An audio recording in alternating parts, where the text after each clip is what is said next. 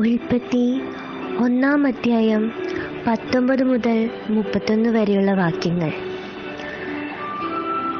സന്ധ്യയായി ഉഷസ്സായി 4-ാം ദിവസം വെള്ളത്തിൽ ജലജന്തുക്കൾ കൂട്ടമായി ജനിക്കട്ടെ, ഭൂമിയുടെ മീതെ ആകാശവിധാനത്തിൽ പറവജാതി പറക്കട്ടെ എന്ന് ദൈവം കൽപ്പിച്ചു.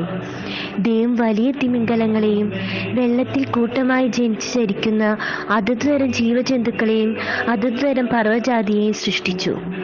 നല്ലത് എന്ന് ദൈവം കണ്ടു.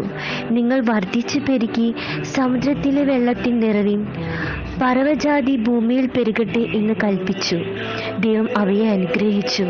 സന്ധ്യയായി ഉഷസ്സായി 5-ാം ദിവസം അതത് തരം കന്നുകാലി, ഇഴജാതി, കാട്ടുമൃഗം, ഇങ്ങനെ അതത് തരം ജീവജന്തുക്കൾ ഭൂമിയിൽ നിന്നു ഉളവാകട്ടെ എന്ന് ദൈവം കൽപ്പിച്ചു. അങ്ങനെ സംഭവിച്ചു. ഇങ്ങനെ ദൈവം അതത് തരം കാട്ടുമൃഗങ്ങളെയും അതത് തരം കന്നുകാലികളെയും അതത് തരം ഭൂചര ജന്തുക്കളെയും ഉണ്ടാക്കി. നല്ലത് എന്ന് ദൈവം കണ്ടു.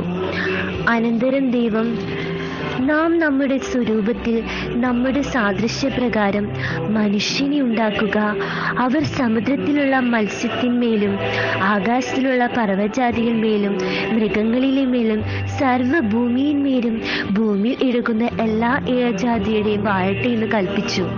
ഇങ്ങനെ ദൈവം തൻ്റെ സ്വരൂപത്തിൽ മനുഷ്യനെ സൃഷ്ടിച്ചു. ദൈവത്തിൻ്റെ സ്വരൂപത്തിൽ അവനെ സൃഷ്ടിച്ചു, ആണും പെണ്ണുമായി അവരെ സൃഷ്ടിച്ചു. ദൈവം അവരെ അനുഗ്രഹിച്ചു.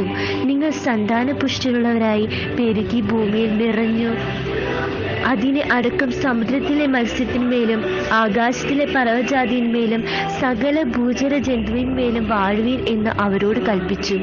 ഭൂമിയിൽ എങ്ങും വിത്തുള്ള സസ്യങ്ങളും വൃക്ഷത്തിൻ്റെ വിത്തുള്ള ഫലം കായ്ക്കുന്ന സകല വൃക്ഷങ്ങളും ഇതാ ഞാൻ നിങ്ങൾക്ക് തന്നിരിക്കുന്നു. അവ നിങ്ങൾക്ക് ആഹാരമായിരിക്കട്ടെ. ഭൂമിയിലെ സകല മൃഗങ്ങൾക്കും ആകാശത്തിലെ എല്ലാ പറവകൾക്കും ഭൂമിയിലെ ചരിക്കുന്ന സകല ഭൂചര ജന്തുക്കൾക്കും ആഹാരമായിട്ട് പച്ചസസ്യം ഒക്കെയും ഞാൻ കൊടുത്തിരിക്കുന്നു എന്ന് ദൈവം കൽപ്പിച്ചു. അങ്ങനെ സംഭവിച്ചു. താൻ ഉണ്ടാക്കിയതിനെ ഒക്കെയും ദൈവം നോക്കി, അത് എത്രയും നല്ലത് എന്ന് കണ്ടു. ദൈവമേ, സ്തുതിക്ക് യോഗ്യമാകുന്നു. പാർക്കുന്നു.